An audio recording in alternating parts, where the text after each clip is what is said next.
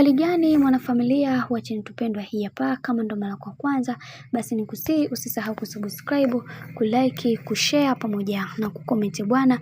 Bibiye Kajala awaliza wenzake ambao waliokuwa nao katika A-list, na leo hii ameweza kuzungumzia sababu kubwa ya yeye kuweza kurudiana na bwana mkubwa Harmonize.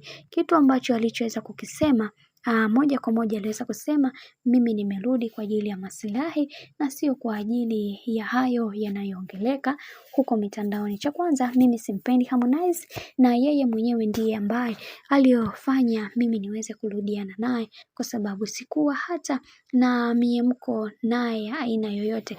Lakini leo hii naamini Mungu atanipigania na hakuna ambacho kitakachoweza kushindikana, na naamini katika kila hatua ya maisha ambayo ninayoipiga, naamini kila kitu kitakwenda kuwa sawa. Ni mipango ya Mungu na kila kitu kinakwenda kwa mikakati iliyo bora.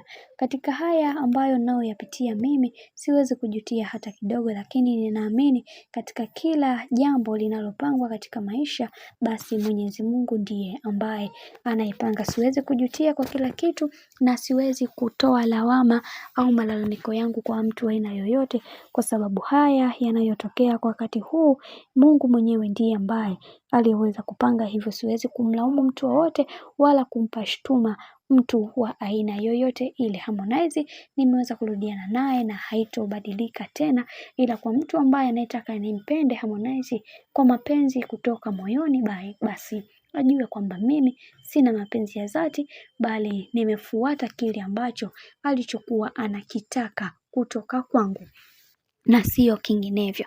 Bwana, mambo ndo kama hivyo ambavyo unavyozidi kuona mambo yanazidi kutaradadi kila hatua ya maisha ambazo tunazopiga, na maisha yanabadilika kadri siku zinavyozidi kwenda. Leo hii Kajala anauza mwili wake kwa sababu ya pesa. Hili jambo linaumiza na linasikitisha sana, lakini wacha tuone mwisho wa haya yote itakuwaje, kwa sababu kuna vitu vingi vimeweza kutokea katika haya maisha, na katika haya maisha kuna vitu vingi tunatakiwa kuweza kujifunza katika maisha, na kupitia Kajala naamini watu wengi watakuwa wamejifunza vitu vingi zaidi na zaidi. Kiukweli inaumiza na inasikitisha sana, lakini hakuna namna kwa hizi kauli ambazo anazoziongea bibiye Kajala.